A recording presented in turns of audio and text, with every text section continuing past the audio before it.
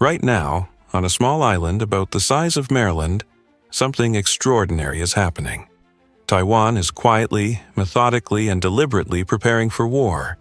Not in a panic, not in a rush, but with the kind of cold, strategic patience that only comes when a nation has spent decades staring down an existential threat just 100 miles across the water. Most Americans couldn't point to Taiwan on a map. But here's what they should know. If Taiwan falls, the entire balance of power in the Pacific shifts overnight, and the United States, whether it wants to or not, gets pulled into the consequences. China has been clear. Taiwan is not a separate country in Beijing's eyes.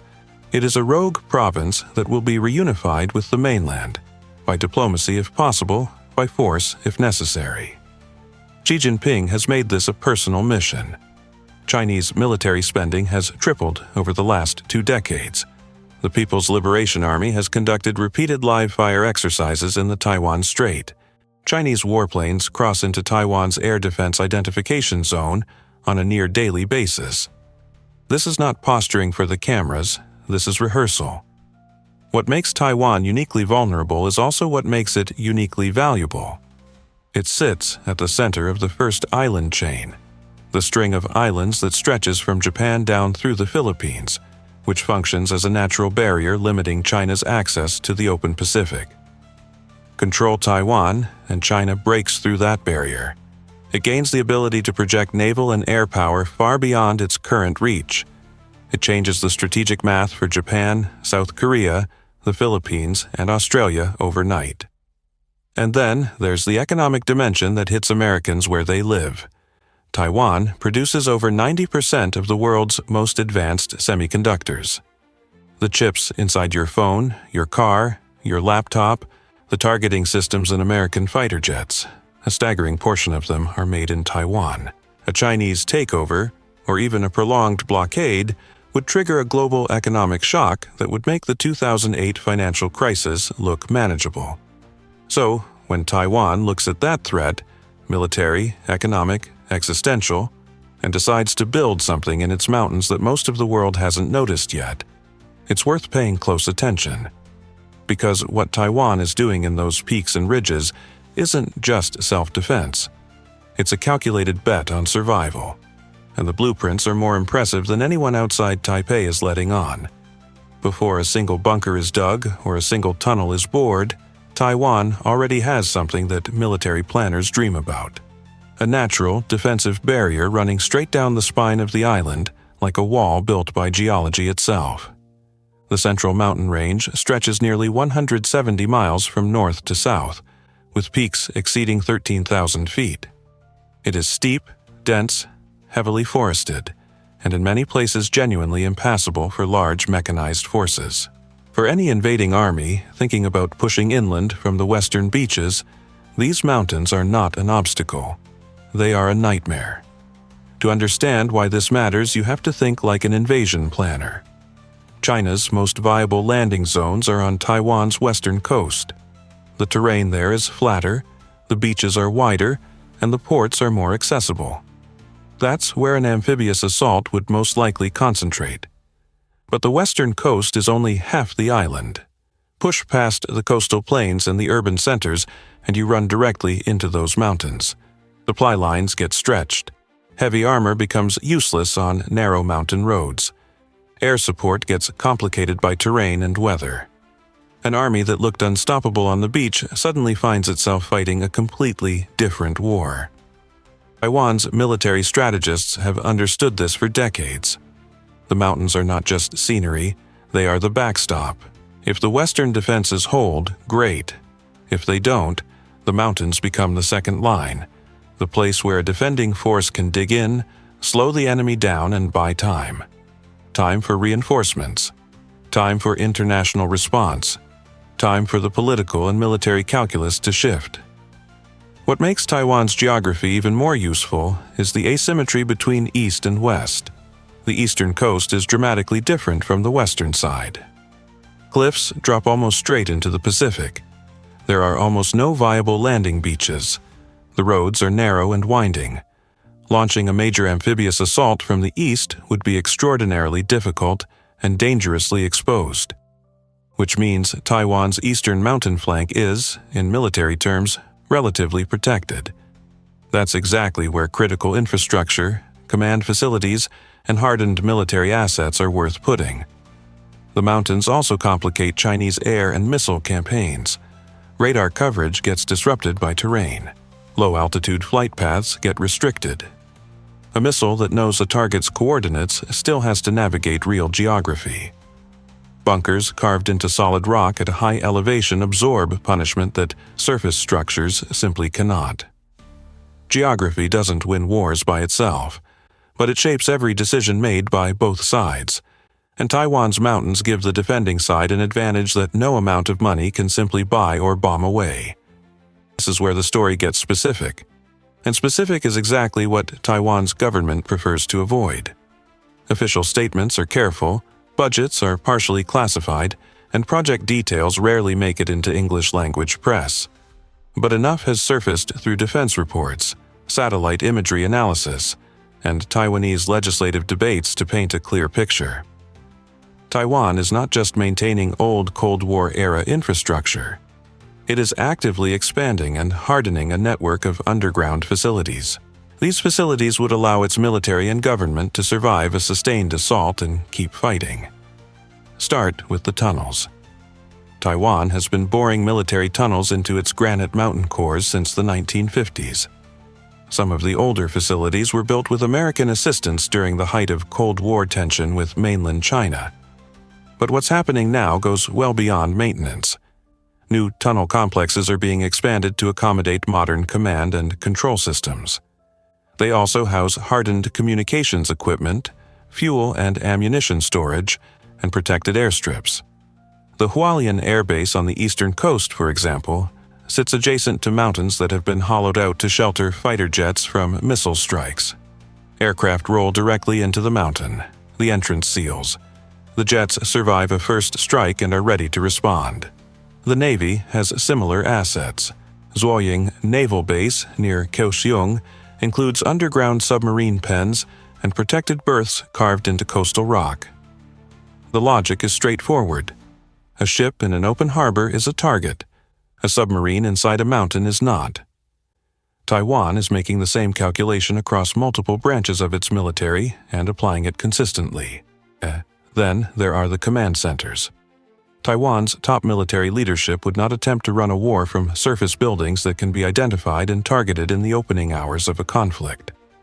Underground command facilities allow the chain of command to survive the initial missile barrage that would almost certainly open any Chinese military campaign. Continuity of command is not a bureaucratic concern. It is the difference between a coordinated defense and a collapse. Beyond the purely military picture, Taiwan has been quietly investing in civilian resilience infrastructure as well. Underground fuel reserves, hardened power substations, protected water systems, and dispersed supply caches spread across the island reduce the impact of the infrastructure targeting that modern warfare makes standard practice. You don't have to destroy an army if you can turn off its lights and cut off its fuel. None of this is visible from the highway. That's entirely the point. The most important parts of Taiwan's fortress are the parts you cannot see. Taiwan didn't invent this playbook. It inherited it from some of the most battle-tested defensive strategies in modern history. And if you want to understand what Taiwan is building and why it might actually work, you have to look at the countries that figured this out first and paid in blood for the lessons they're passing on. Start with Switzerland. For most of the 20th century, Switzerland maintained one of the most sophisticated underground military networks ever constructed. Tens of thousands of fortified positions, hidden artillery emplacements, tunnel systems through the Alps, and a national defense doctrine built entirely around the concept of making invasion so costly that no rational enemy would attempt it.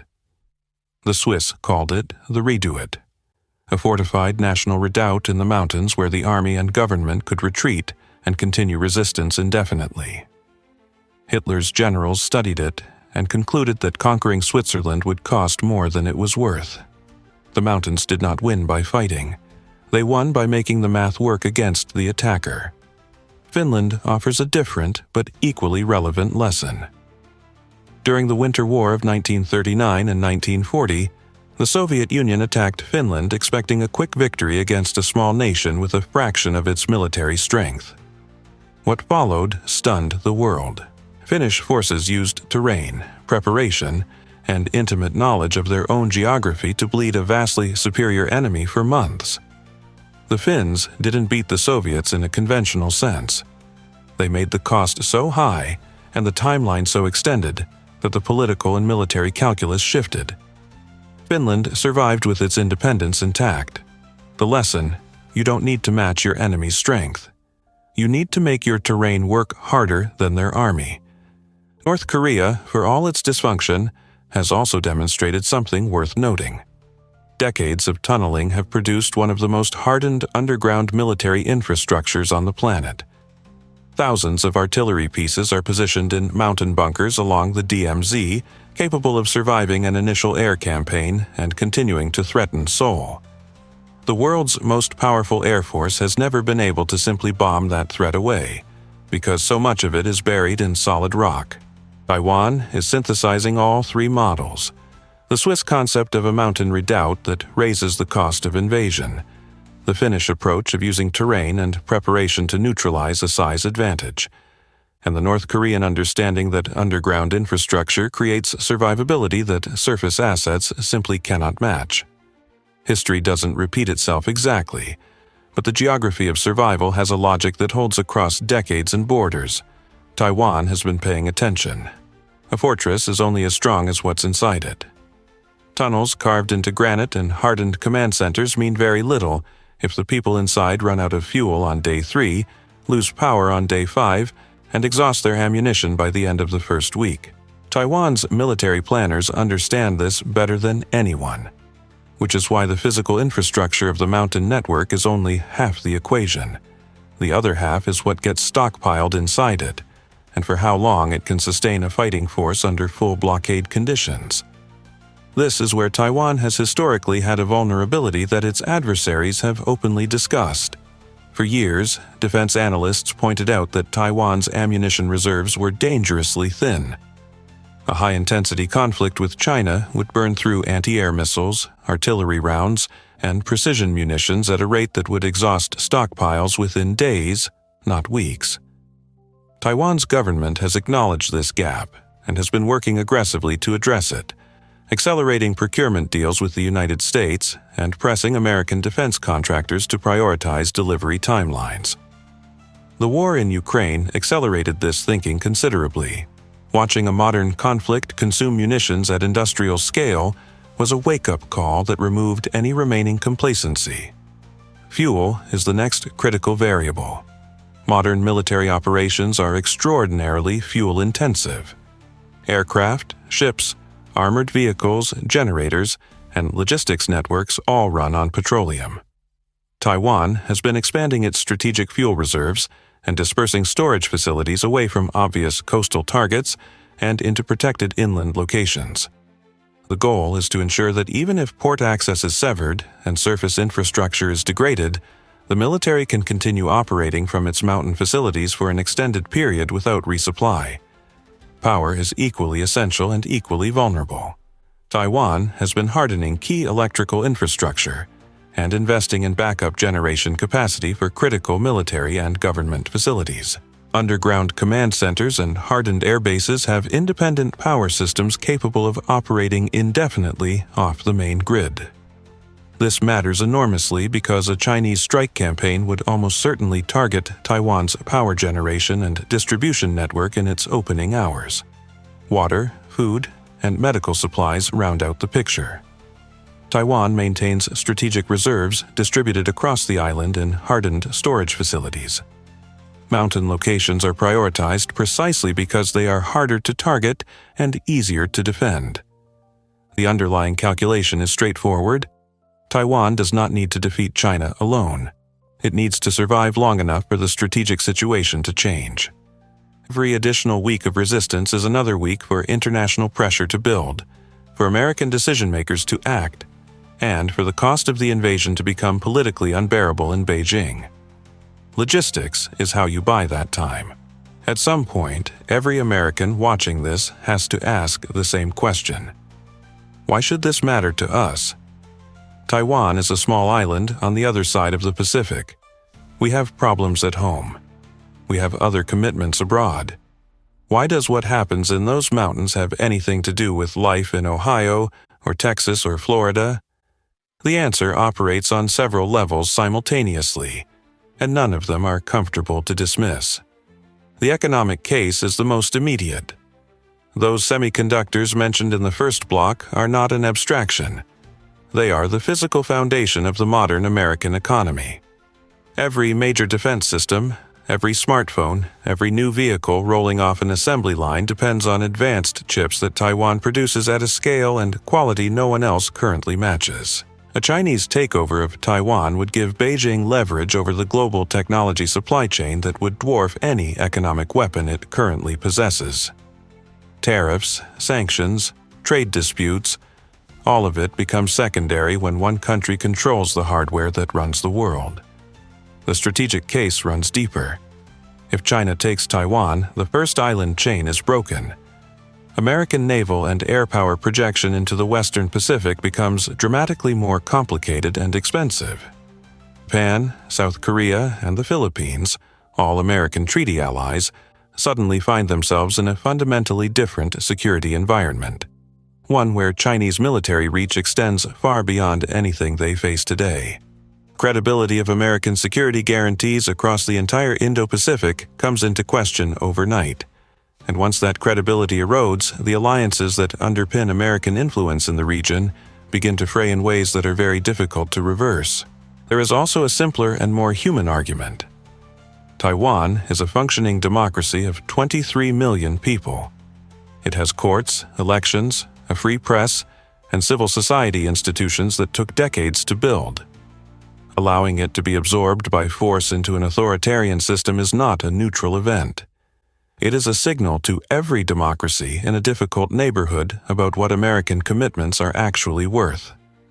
What Taiwan is building in its mountains is ultimately a bet that survival is possible, that resistance is viable, and that time is on the side of those willing to prepare seriously. Whether that bet pays off depends partly on Taiwan's own determination and preparation, but it depends just as heavily on whether the United States decides that what happens on that island is worth caring about before the crisis arrives, not after. The mountains are ready. The harder question is whether we are.